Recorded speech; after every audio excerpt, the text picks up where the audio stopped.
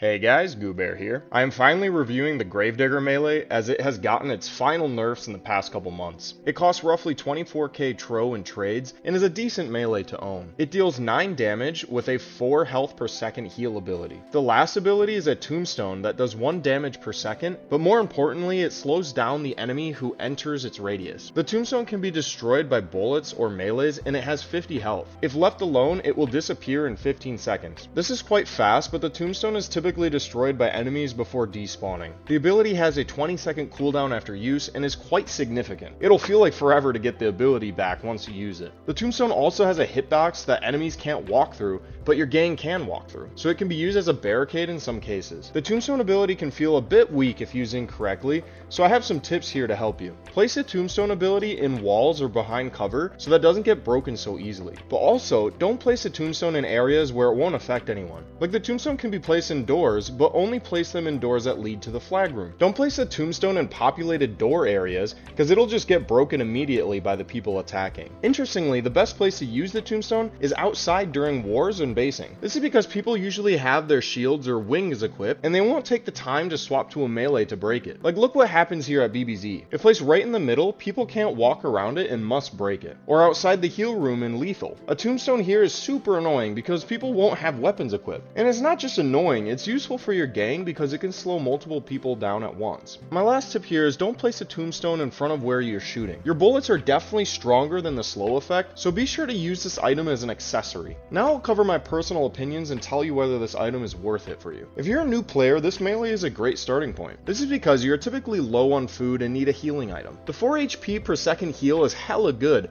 and not even EC staffs heal that fast. Noobs also need a high damage melee, and 9 damage is good enough for them. New players would find the most use of this melee digging or just showing off the heal ability. For mid-level players with bar and below, Gravedigger is super useful because of the tombstone ability. These players would find the most use of Gravedigger in forts, basing, or wars. A simple bar and tombstone combo is very strong, as the slow ability holds enemies in place while you and your gang shoot them. Now I wouldn't recommend this item for any pro level players that have supers and ultras because your limiteds are way more useful. And I find it super frustrating switching items all the time. Like for example, I use my antimatter shield to get into the base alive, switch to Harvester to heal, then Gravedigger to slow anyone down, and finally swap to my GRS. In my opinion, once you have limiteds, Gravedigger will not be worth it, just because of how annoying it is to swap all your weapons. The main reason why Gravedigger doesn't hold up like other limiteds do is because of the tombstone only being active for like 15 seconds, and it has a low health durability of 50. Now I'm glad that it is low as compared to the original 250 health it once had, but the modern tombstone feels like a glass window that breaks instantly. Plus the cooldown is 20 seconds, making the Gravedigger a very weak item for pros to use. But again,